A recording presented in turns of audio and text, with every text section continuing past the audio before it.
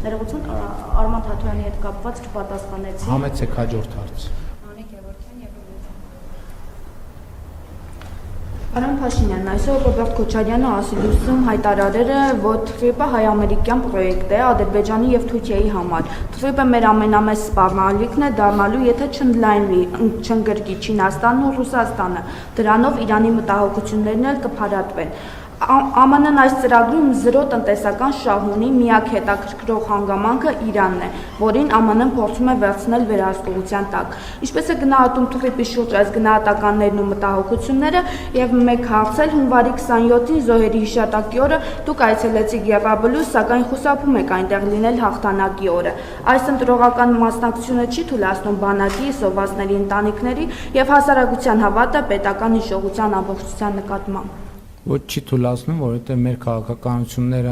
այդ թվում արարողակարգային միջոցառումների վերաբերյալ տեղավորվում են մեր արտաքին քաղաքական տրամաբանության մեջ եւ ամեն ինչ բխում է այդ տրամաբանությունից։ Ինչ վերաբերվում է ձեր նշած մեկնաբանություններին, կարծում եմ պարոն Քոչարյանի գիտելիքները եւ իմացությունը տարածաշրջանի եւ միջազգային իրադրության մասին հուսահատ կերպով հնացած են, որևէ այլ բան չունեմ ավելացնելու։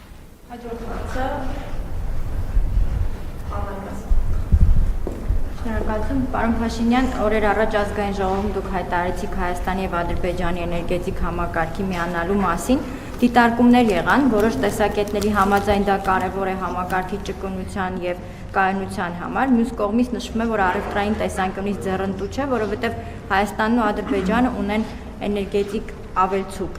բայց կարևորվում է միջազգային երթուղիների տարածաշրջանով անցնող էներգետիկ երթուղիներին Հայաստանի միացումը։ Խնդրեմ նշեք, թե որն է Հայաստանի կառավարության տեսլականը, ինչ ակնկալիքներ ունենք այդ քայլից։ Գիտեք, Ադրբեջանը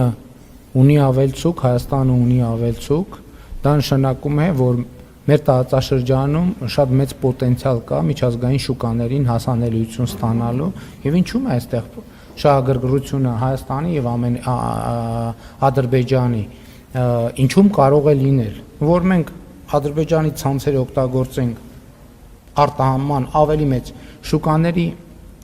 հասանելիություն ունենալ, Ադրբեջանը շահագրգռված է նույն տրամաբանությամբ, իհարկե իրենք շահագրգռված են նաև Նախճեվանի հետ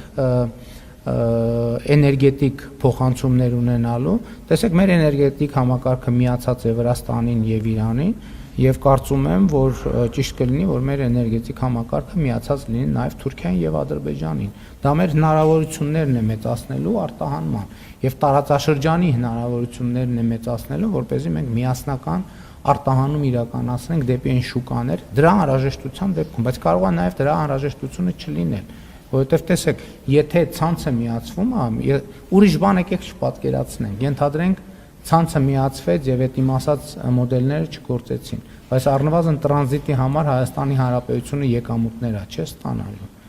Այսինքն բնականաբար այդտեղ մենք շահագրգռված ենք,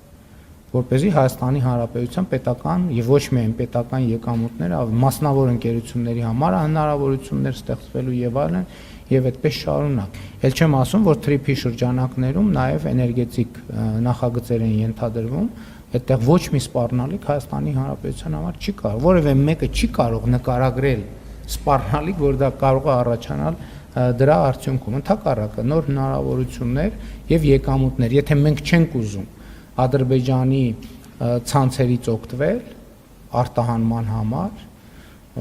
ուրեմն առնվազն իրենք մեր տարածքով էլեկտրաէներգիա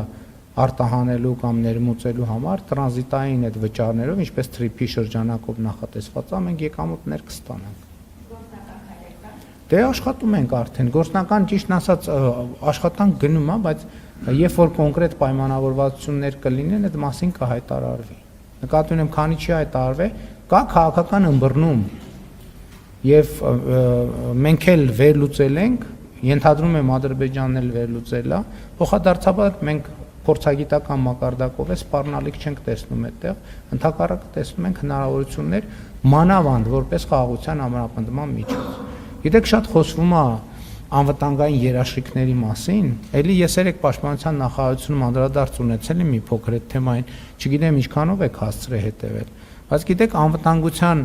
երաշխավորության մասին մեր պատկերացումները մենք պետքա թարմացնենք, որովհետև այն պատկերացումները, որոնցով մեզանում հիմնականում առաջնորդվում են, այդ պատկերացումները արդեն մի անգամ իր բանը անարդյունավետությունը ցույց է տվել 2022, 2021, 2020, 2023 թվականներին։ Անվտանգության երաշխիքը հենց